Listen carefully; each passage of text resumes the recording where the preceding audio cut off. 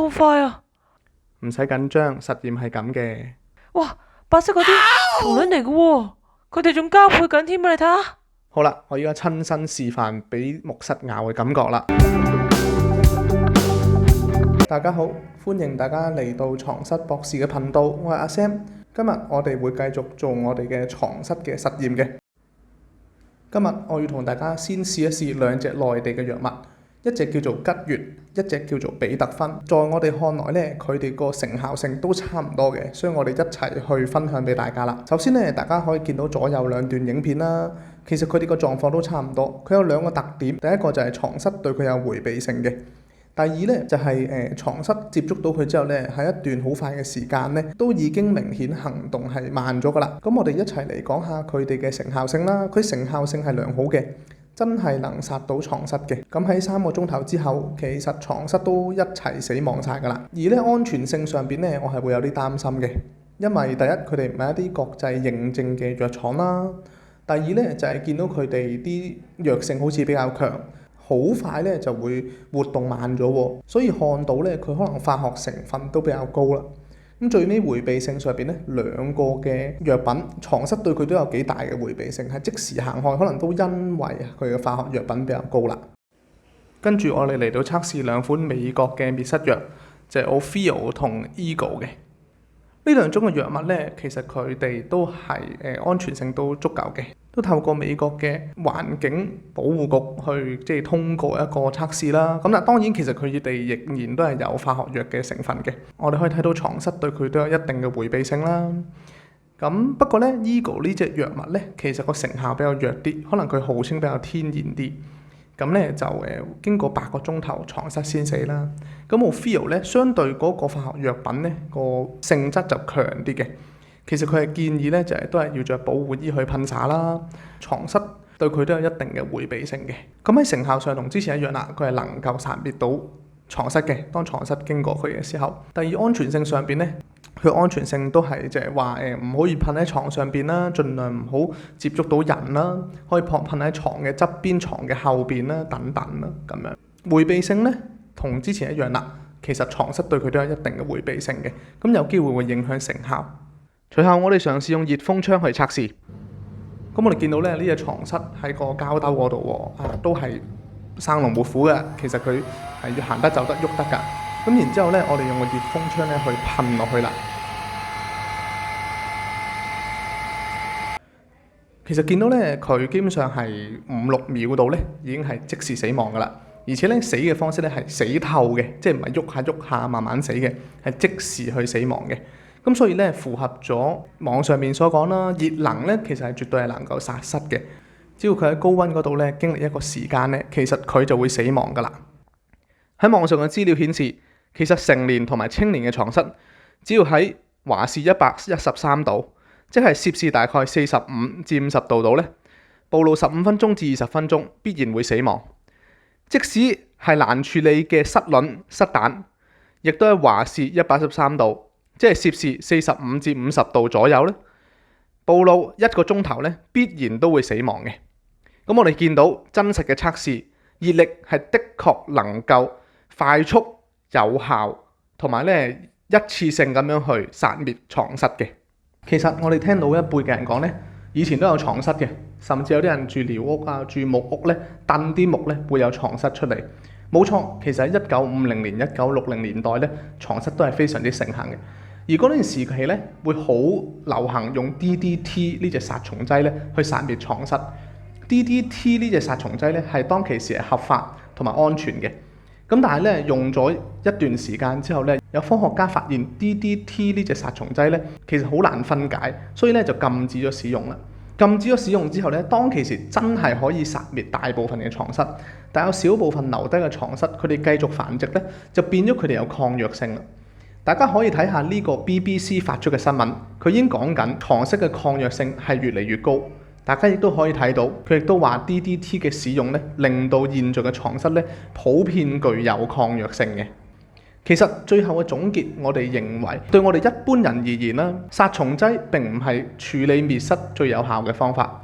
第一就係安全性啦，因為喺香港嚟講咧，管有殺蟲劑、出售殺蟲劑咧係要攞牌照嘅，係有管制嘅。點解呢？我諗佢認為咧，呢啲殺蟲劑係需要好似我哋呢啲嘅專業人員咧去使用、去應用先至安全嘅。好簡單，一隻殺蟲劑噴喺床邊1下、2下、3下，已經係講緊1倍、2倍至到3倍嘅劑量。我哋曾經聽過唔少嘅人士因為心急殺滅床蝨咧，喺成間房入邊噴咗過度劑量嘅殺蟲劑，反而佢嗰晚瞓覺之後咧，第2日會出現嘔吐啊、暈眩啊，好多唔舒服嘅症狀。咁樣反而咧得不償失，損害咗自己健康。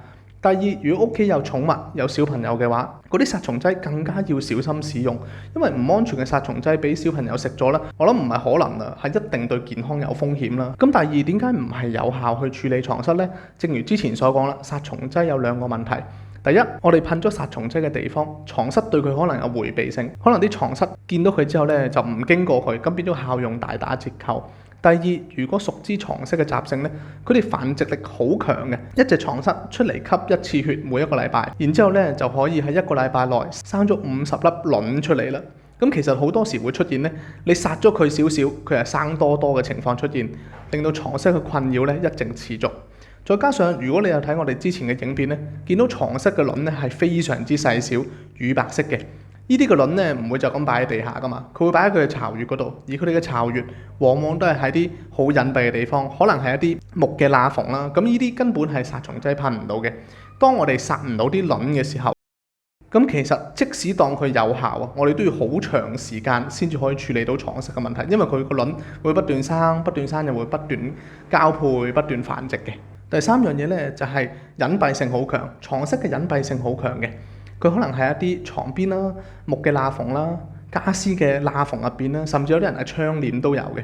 有好多時我哋自己應用殺蟲劑咧，唔係可以將所有地方都噴到，甚至即使係滅蟲公司都好啦，佢都可能總有一啲地方遺留嘅，或者咁講，你都未必一定係話拆咗張床去直接所有嘅窿窿罅罅都噴。咁其實好容易會因為揾唔到佢哋嘅巢穴咧，變咗好難處理床蝨嘅困擾嘅。甚至將嗰個床蝨嘅困擾咧越拉越長喎，所以我哋最尾咧都係推薦用熱能嘅方法處理床蝨。咁我哋可以一路咧睇下呢個嘅網上嘅資料啦。佢講緊年青同埋成人嘅床蝨咧，佢哋會喺133度嘅華氏嗰度，即係話45度至到50度攝氏嘅情況之下咧，15分鐘至20分鐘咧就會完全死亡噶啦。咁而床蝨嘅卵都能夠處理嘅喎，亦都係喺攝氏嘅45度到50度，華氏嘅113度嘅時候咧，60分鐘，咁呢個蝨卵咧就會死亡噶啦。其實大家可以見到外國咧係有好多嘅自助熱能機去租借嘅，因為大家可以諗下，外國嘅屋咧比我哋香港一定大啲，木製品亦都比我哋香港多啲，所以佢哋嘅床蝨問題咧相對係嚴重啲。佢哋咧就會將間屋好似蒸爐咁蒸騰到45至50度。咁咧，如果呢啲熱力能夠透到成間屋嘅窿窿罅罅咧，咁一次過就能夠處理蝨患嘅啦。其實我哋都建議用熱能去處理床蝨嘅，因為第一安全，熱能係自然嘅嘢嚟嘅。咁佢唔似得好似殺蟲劑咁樣，會有啲殘留嘅化學物品啊，一路遺留喺度影響健康啦。第二咧，正如頭先所講，我哋只要將間房每一個角落都能夠蒸騰到一個溫度，就係45至50度嘅話咧，咁樣咧我哋就能夠完全咁樣去殺滅床蝨同埋佢嘅蝨卵，一次性就能夠處理成個嘅蝨患啦。而且床蝨好隱蔽噶嘛，我哋見過唔少嘅個案咧，其實啲床蝨咧匿咗喺個床褥入邊，有時床褥入邊嘅一啲嘅罅位啊，或者爛咗嘅床褥入邊咧，咁其實咧我哋好難去處理佢，冇理由去撕開張床褥或者鋸開張床褥噶嘛。而熱能咧，恰恰可以將個床褥提升溫度，令佢能夠完全殺滅床蝨嘅。第三就係唔使抌家具嘅，有時聽過唔少人揾滅蝨公司上嚟嘅時候咧，處理咗一輪啦。噴咗藥啦，但係仲有問題咧，佢就會建議我哋抌一啲家具，不如成個抌咗佢啦。但反而熱能系統就唔需要嘅，任何家具都唔使抌，只要將梳化或者床將個溫度調高到45至50度咧，咁佢入邊嘅床蝨咧就已經完全死晒，我哋仍然都可以用翻啲家具嘅。所以我覺得熱能咧都係一個非常之好嘅方法。其實我哋都有自助租借熱能滅蝨機嘅租借服務，大家可以去下一條影片嗰度了解更多，或者可以去我哋網站嗰度了解更多。我哋嘅目的同埋理念係希望幫到所有受木蝨困擾嘅人可以有一個有效、天然能夠處理木蝨嘅方法咧去處理。因為我都受過木蝨困擾，我好希望所有同我一樣受過木蝨困擾嘅人，心入邊唔再擔心、唔再驚慌、唔再害怕、唔再覺得有啲痕咧就即刻要揾木蝨出嚟，而係佢哋有呢個方法之後可以覺得有木蝨其實唔使驚啦，揾啲熱能處理咁咪搞掂咯，好似傷風感冒咁樣，唔再擔心嘅。我哋希望咧係真係可以幫到大家嘅。有興趣向我哋了解更多，或者到我哋網頁嗰度睇更多啊！希望資料幫到大家。拜拜。